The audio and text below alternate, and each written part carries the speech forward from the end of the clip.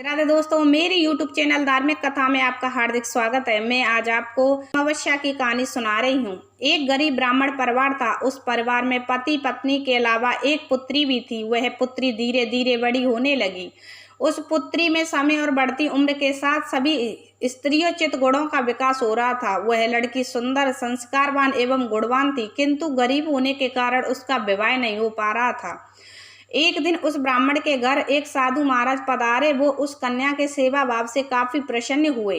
कन्या को लंबी आयु का आशीर्वाद देते हुए साधु ने कहा कि इस कन्या की हथेली में विवाह योग्य रेखा नहीं है। तब ब्राह्मण दंपत्ति ने साधु से उपाय पूछा कि कन्या ऐसा क्या करे कि उसके हाथ में विवाह योग बन जाए। साधु ने कुछ देर विचार करने के बाद अपनी अंतर्दृष्टि से ध्यान करके बताया कि कुछ दूरी पर एक गांव में सोना नाम की धोबिन जाति कि एक महिला अपने बेटे और बहू के साथ रहती है, जो बहुत ही आचार विचार और संस्कार संपन्न तथा पति परायण है।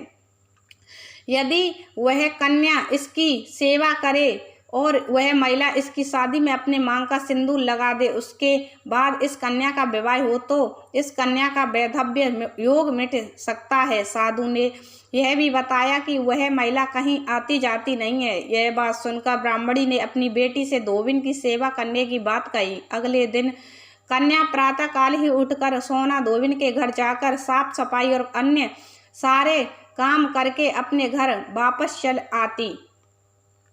एक दिन सोना धोबिन अपनी बहू से पूछती है कि तुम तो सुबह ही उठकर सारे काम कर लेती हो और पता भी नहीं चलता। बहू ने कहा, माँ जी, मैंने तो सोचा कि आप ही सुबह उठकर सारे काम खुद खत्म कर लेती हो। मैं तो देर से उठती हूँ। इस पर दोनों सास बहू निगरानी करने लगी कि कौन है जो सुबह ही घर का सारा काम करके चला जाता है।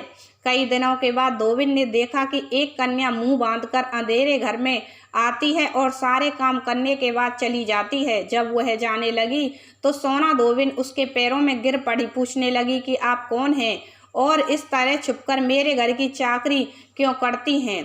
कन्या ने साधु द्वारा कही गई सारी बात बताई। सोना धोबिन पति परायण थी, उसमें तेज था, वह तैयार हो गई। सोना धोबिन के पति थोड़ा अस्वस्थ थे। उसने अपनी बहू से अपने लौट आने तक घर पर ही रहने को कहा।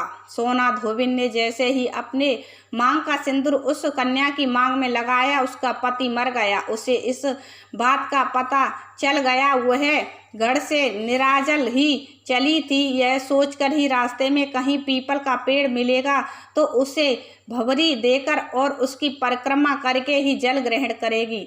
उस दिन सोमवती अमावस्या थी। ब्राह्मण के घर मिले पुए पकवान की जगह उसने ईंट के टुकड़ों से 108 बार भवरी देकर 108 बार पीपल के पेड़ की परिक्रमा की और उसके बाद जल ग्रहण किया। ऐसा करते ही उसके पति के मुर्दा शरीर में वापस जान आ गई। धोबिन का पति वापस जीवित हो उठा। इसीलिए सोमवती अमावस्या के दिन शुरू करके जो व्यक्ति हर अमावस्या के दिन भवरी देता है, उसके सुख और सौभाग्य में वृद्धि होती है। पीपल के पेड़ में सभी देवों का वास होता है, अतः जो व्यक्ति हर अमावस्या को ना कर सके, वह सोमवार को पड़ने वाली अमावस्या के दिन 108 वस्तुओं की भवरी देकर सोना धोबिन और गौरी गणेश का पूजन करता है, उसे अखंड सौभाग्य की प्राप्ति होती है।